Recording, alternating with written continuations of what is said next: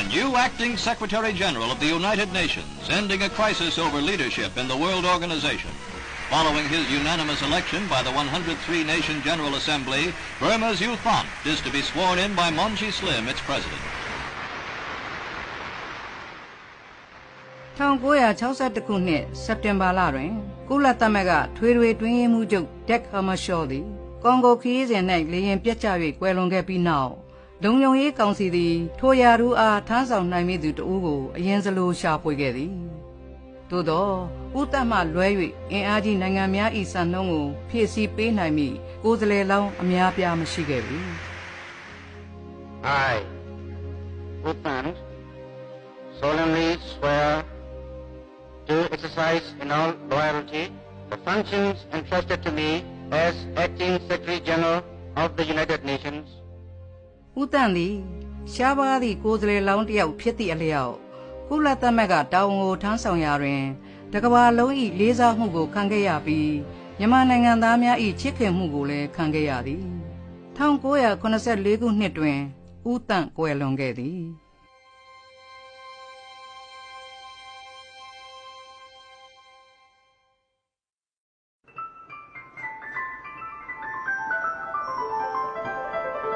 ဦးတန့်ကို1909ခုနှစ်တွင်ပန်းတနော်မြို့၌မွေးဖွားခဲ့သည်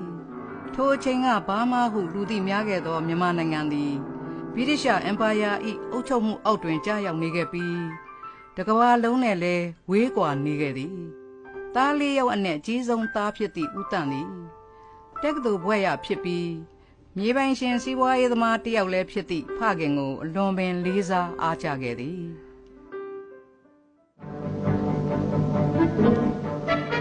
1968ခုနှစ်တွင် Alice de Cook နှင့်တွေ့ဆုံဆွေးနွေးထားသော television interview တွင်ဦးတန့်၏ငယ်ဘဝနှင့်အစောပိုင်းအတွေ့အကြုံများကို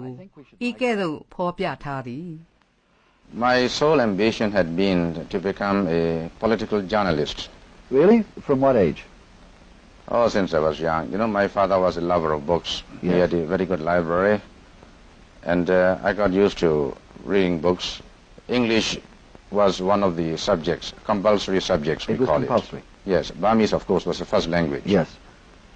In those days, we had about 3 English language papers and about 4 Burmese language papers,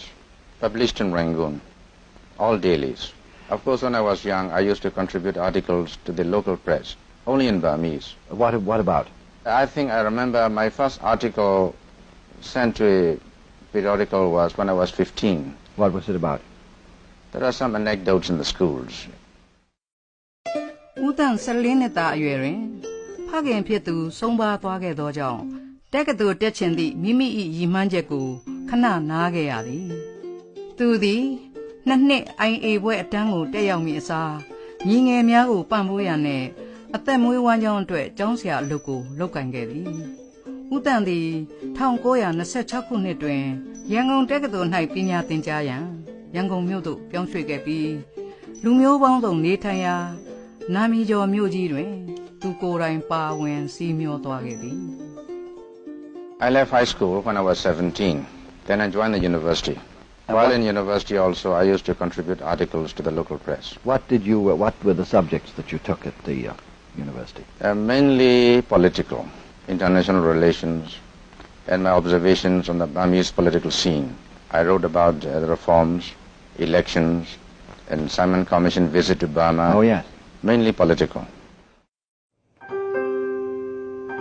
ဦးတန့်သည်သူတက်ခဲ့သောကျောင်းတွင်အထက်တန်းကျောင်းဆရာအဖြစ်သူ၏အတတ်ပညာများကိုပြန်လည်ဝေမျှပေးရန်ပန်းတနော်မြို့ကိုပြန်လာခဲ့သည်သူသည်ဗြိတိရှ်အစိုးရ၏ပညာရေးစနစ်ကိုစိတ်ပြတ်မိတော်လဲကျောင်းတွင်အသိအမှတ်ပြုခံရပြီးလျင်မြန်စွာပင်ကျောင်းအုပ်ဆရာအဖြစ်ယာထူးတိုးခြင်းခံခဲ့ရသည်ထိုချိန်ကာလများက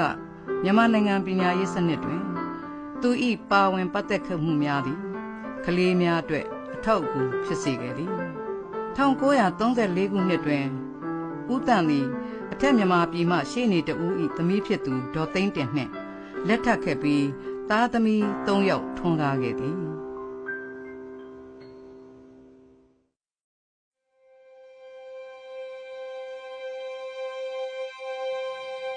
ဒုတိယကမ္ဘာစစ်ကြီးအတွင်း1942ခုနှစ်မှ1945ခုနှစ်အထိဂျပန်တို့သည်မြန်မာနိုင်ငံကိုသိမ်းပိုက်ခဲ့သည်စစ်အတွင်းတွင်မြန်မာနိုင်ငံသားအချို့သည်ဂျပန်စစ်တပ်ဘက်မှပါဝင်ပေးခဲ့ပြီးနိုင်ငံအတွင်းစိတ်ဝမ်းကွဲမှုများဖြစ်ပေါ်နေခြင်းလည်းဖြစ်သည်ဂျပန်တို့သည်ဥတန့်အားပညာရေးဆိုင်ရာစီရင်ရေးကော်မတီကိုဦးဆောင်ရန်ရန်ကုန်သို့ခေါ်ယူခဲ့တော်လဲဥတန့်သည်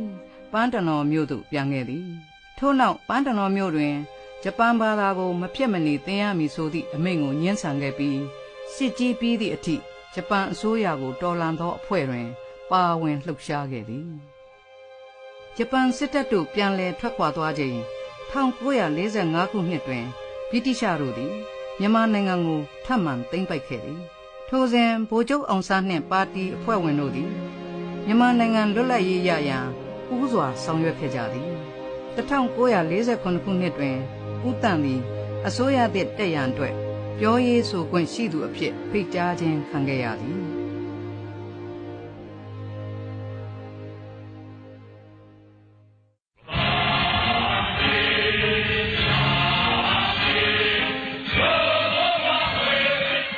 1948ခုနှစ်တွင်မြန်မာနိုင်ငံသည်လွတ်လပ်ရေးရခဲ့သည်ထိုချိန်ကာလသည်မြန်မာနိုင်ငံသားများအတွက်အလွန်ဂုဏ်ယူဖွယ်ကောင်းသောအခိုက်အတန့်ဖြစ်သည်ဦးတန့်၏အတန်းပေါ်ဖြစ်ပြီးတငယ်ချင်းလည်းဖြစ်သူဦးနုသည်လွတ်လပ်ပြီးကစားမြန်မာနိုင်ငံ၏ဝန်ကြီးချုပ်ဖြစ်လာခဲ့သည်ထို့နောက်ဦးတန့်ကိုအတန်းလွှင့်ဌာန၏ညွှန်ကြားရေးမှူးအဖြစ်ခန့်အပ်ခဲ့ပြီးမြန်မာအစိုးရ၏ပြန်ကြားရေးဌာနတွင်လည်းအတွင်းရေးမှူးအဖြစ်ခန့်အပ်ခဲ့သည်ထိုမှတဆင့်ဝန်ကြီးချုပ်၏အတွင်းရေးမှူးအဖြစ်ခန့်အပ်ခြင်းခံခဲ့ရသည်ဦးတန့်သည်1959ခုမှ1961ခုနှစ်အတွင်းတွင်မြန်မာနိုင်ငံ၏ကုလသမဂ္ဂအမြဲတမ်းကိုယ်စားလှယ်ဖြစ်လာခဲ့သည်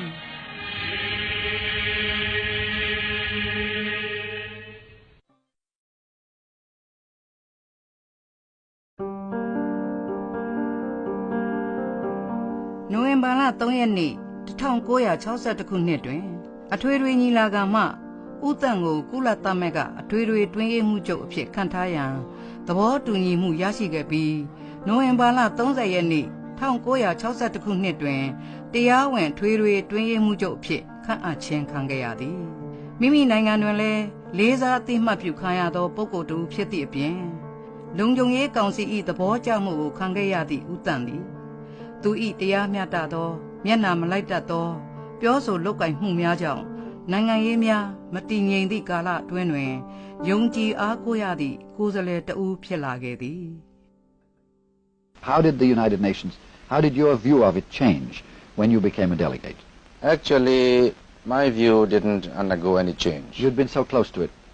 Yes, more or less close to the activities of the UN for a number of years, even before I came here. And of course it was more exciting just to be here and just to establish contacts with about 60 delegates and just to participate in the discussions and behind-the-scene discussions and negotiations. And actually I was put in the fourth committee, the trusteeship committee. Ah, yes. The work was most exciting. Because you were leading people towards independence. Yes, yes.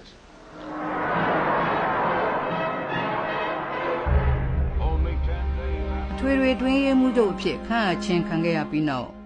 ဦးတန့်သည်Dag Hammarskjöld ၏တာဝန်များကိုဆက်လက်ထမ်းဆောင်ရပြီးအာဖရိကတွင်ဖြစ်နေသောပဋိပက္ခကိုဦးစွာဖြေရှင်းရသည်လွတ်လပ်ပြီးကစားကွန်ဂိုကိုငြိမ်းချမ်းမှုထိန်းသိမ်းရေးဆိုင်ရာတပ်ဖွဲ့များနှင့်လူသားချင်းစာနာထောက်ထားမှုအကူအညီများပို့ပေးခဲ့ပြီးပြည်တွင်းစစ်များကင်းရန်ဆောင်ရွက်ခဲ့သည်ဦးတန့်သည်ကုလသမဂ္ဂ၏ကတန်းကကွက်ထွက်မှုကိုစတင်သည့်မူဝါဒအားသဘောတူညီမှုကြောင့်နောက်ဆုံးတွင်ပဋိပက္ခများအဆုံးသတ်ခဲ့ပြီးကွန်ဂိုသည်ပြန်လည်စည်းလုံးညီညွတ်ခဲ့သည် We now know that the Soviet Union has decided to transform Cuba into a base for communist aggression, into a base for putting all of the Americas under the nuclear gun. ဦးတန့်ထွေထွေတွင်းရေးမှုချုပ်ရာထူးထမ်းဆောင်နေခြင်းသည်စစ်အေးတိုက်ပွဲဖြစ်ပွားနေသောကာလဖြစ်သည် ထိုစစ်ပွဲတွင်ဆိုဗီယက်ပြည်ထောင်စုနှင့်အမေရိကန်ပြည်ထောင်စုတို့ထိတ်တိုက်ရင်ဆိုင်ခဲ့ကြသည့်ကိစ္စမှာအလွန်အန္တရာယ်ကြီးပြီးအမှားမခံသည့်ကျူးဘာဒုံးကျည်အရေးဖြစ်သည်1962ခုနှစ်၌အိမ်နီးချင်းကျူးဘာနိုင်ငံတွင်ဆိုဗီယက်ပြည်ထောင်စုမှနျူကလ িয়ার ဒုံးကျည်များလာရောက်တပ်ဆင်ထားကြောင်းအမေရိကန်မှထောက်လှမ်းသိရှိခဲ့သည်အမေရိကန်သမ္မတကနေဒီက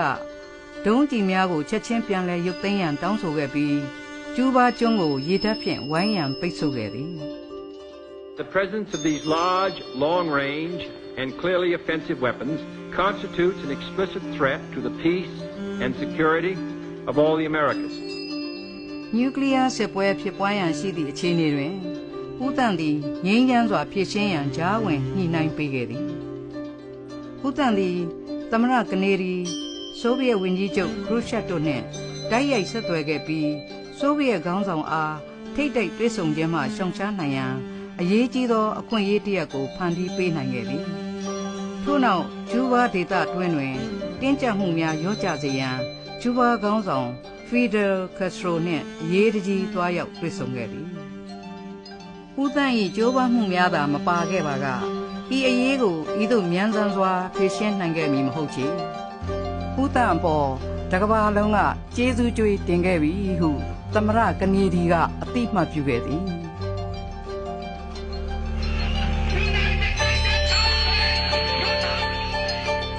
ဦးတန်းတာဝန်ထမ်းဆောင်နေစေ2နှစ်အတွင်းသည်သမိုင်းတွင်မတိမငြိမ်ဆုံးအချိန်များဖြစ်သည်အင်ဒိုပါကစ္စတိုင်ပဋိပက္ခများ6ရက်စစ်ပွဲနှင့်ဗီယက်နမ်စစ်ပွဲတို့ဖြစ်ပွားနေချိန်ဖြစ်သည် This is an essential step towards peace of the prolonged and increasingly tragic and dangerous war in Vietnam. ဦးတန်သည်သူ၏လူသားဆောင်မှုနှင့်စုပေါင်းပါဝင်မှုများကိုယုံကြည်ခြင်းတို့ဖြင့်ကြော်ကြားသူတဦးဖြစ်လာသည်သူ၏ကြိုးပမ်းမှုများသည်စစ်ကြီးအဆုံးသတ်စေရန်အကြီးအကျယ်တက်ရောက်မှုမရှိခဲ့တော့လဲသူသည်တန်တမန်ဆက်ဆံရေးများအင်အားကြီးနိုင်ငံများနှင့်ဆက်ဆံရေးများကိုထိန်းသိမ်းရာတွင်အလွန်အရေးပါခဲ့ပါသည် I feel very strongly that my successor should be a man who will look to the future, as I have said on a previous occasion, and to a global concept of the problems we all face. He must also have an unassailable conviction of the importance of individual human dignity and value as a balance to the impersonal forces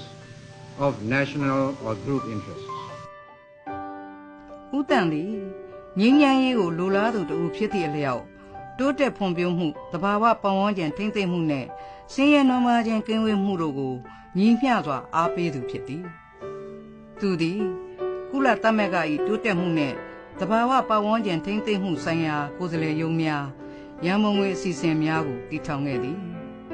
၎င်းတို့အနက် UN Development Program, UN University, United Nations Conference on Trade and Development, United Nations Institute of Training and Research နဲ့ UN Environmental Program တို့ပါဝင်ခဲ့သည်1982ခုနှစ်တွင်ဦးတန်သည်1969ခုနှစ်က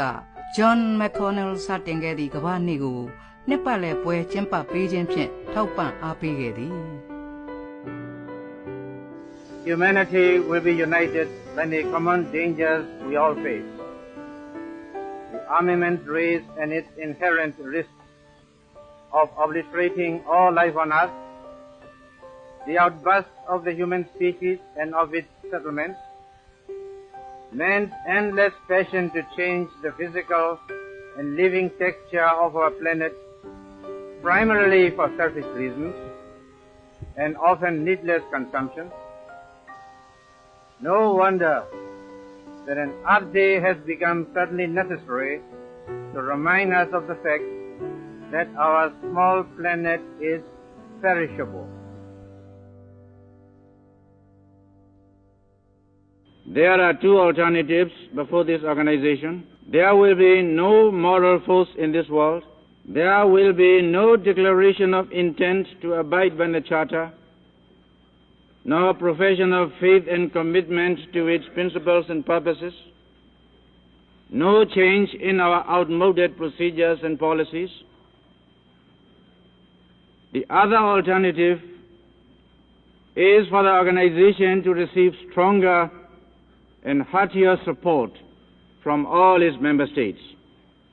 especially from the mightier ones. If the first course is followed, this organization will become increasingly irrelevant. The second alternative represents the route to a stronger and more effective United Nations, fulfilling its primary purposes under the Charter. I am sure that faced with these two alternatives,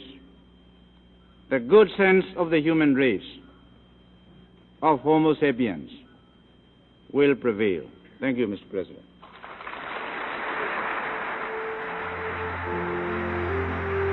ဇန်နဝါရီလ1982ခုနှစ်အထွေထွေတွင်းရေးမှုချုပ်ယာရုမှအငြိမ်းစားယူခဲ့ချိန်တွင်ဦးတန်မှာကျမ်းမာရေးချွတ်တဲ့နေပြီဖြစ်သည်တတိယယာရုတက်တန်းကိုထမ်းဆောင်ရန်မြည်သည့်အခြေအနေနှင့်အမျှအစင်မပြေဟုပြောဆိုခဲ့သည်ဦးတန်သည်အထွေထွေတွင်းရေးမှုချုပ်ယာရုတက်တန်းတစ်လျှောက်သူ၏မိသားစုနှင့်အတူမန်ဟန်တန်မြောက်ဘက် Riverdale တွင်နေထိုင်ခဲ့သည်အလုံးမှအနားယူပြီးနောက်သူသည်နယူးယောက်မြို့ဟယ်ရီဆန်သို့ပြောင်းရွှေ့ခဲ့ပြီးမိမိအချိန်များကိုကိုယ်ရေးမှတ်တမ်းပြုစုခြင်းဖြင့်အချိန်ကုန်စေခဲ့သည်နှစ်နှစ်ကြာ1984ခုနှစ်နိုဝင်ဘာလ25ရက်နေ့အသက်65နှစ်တွင်အဆုတ်ကင်ဆာဖြင့်ကွယ်လွန်ခဲ့သည်ဦးတန့်ကွယ်လွန်သွားခြင်းကိုတကမ္ဘာလုံးကပူဆွေးဝမ်းနည်းခဲ့ကြတော်လေ1962ခုနှစ်မှစ၍ဗိုလ်ချုပ်နေဝင်းဦးဆောင်သည့်တော်လှန်ရေးကောင်စီလက်အောက်သို့ရောက်ရှိခဲ့သည့်မြန်မာအစိုးရမှဂုဏ်ပြုဇာပနကျင်းပရန်ညှင်းဆန်ခဲ့သည်သို့သောမြန်မာနိုင်ငံသူနိုင်ငံသားများ၏စန္ဒမှာထိုးသို့မဟုတ်ချေဦးတန့်၏ရုပ်အလောင်းကိုရန်ကုန်မြို့တွင်မြုပ်နှံရန်ပြန်လည်တည်ဆောင်လာသည့်အခါလူထောင်ပေါင်းများစွာသည်လမ်းတစ်လျှောက်တွင်စောင့်ဆိုင်း၍နောက်ဆုံးဂါရဝပြုခဲ့ကြသည်ဦးတန့်၏ရုပ်အလောင်းသည်ရွှေကုံစေတီခြေတော်ရင်းတွင်ပြောင်းရွှေ့မြုပ်နှံခဲ့ခြင်းခံခဲ့ရပြီးယနေ့အထိဦးတန့်၏ဂူဗိမာန်အဖြစ်တည်ရှိနေသည်1988ခုနှစ်တွင်ကုလသမဂ္ဂမှအမြင်များဆိုသည့်ဦးတန့်၏ကိုယ်ရေးမှတ်တမ်းကိုထုတ်ဝေခဲ့သည်ထိုစာအုပ်ထဲတွင်ဤသို့ရေးသားဖော်ပြထားသည်ကျွန်ုပ်၏ကုလသမဂ္ဂအပေါ်ထားရှိသောခန်းစားချက်အမြင်များကိုနားလည်ရန်ပထမဦးစွာကျွန်ုပ်၏ကိုးကွယ်ရာဘာသာရေးနှင့်ယဉ်ကျေးမှုနောက်ခံကိုနားလည်မှဖြစ်မည်ဗုဒ္ဓဘာသာဝင်တဦးအနေနှင့်ကျွန်ုပ်သည်တီးမခံတတ်ခြင်းမှလွဲ၍အရာရာကိုတီးခံတတ်ရန်သင်ကြားခဲ့ရသည်ကျွန်ုပ်သည်နားလည်တီးခံတတ်ရန်စိတ်အားထက်သန်သူတဦးဖြစ်ုံသာမကကိုကျင့်တရားကောင်းမှုကိုလည်းမြတ်နိုးသူဖြစ်သည်ထို့ပြင်မိမိကိုယ်ကိုနှိမ်ချခြင်းသဘောထားကြီးခြင်းဂရုဏာပွားခြင်းကိုယုံကြည်အားပေးသူဖြစ်ပြီးမိမိ၏စိတ်ခံစားမှုကိုထိမ့်သိမ့်တတ်ရန်အလွန်ပင်အရေးကြီးသည်ဟုယုံကြည်ပါသည်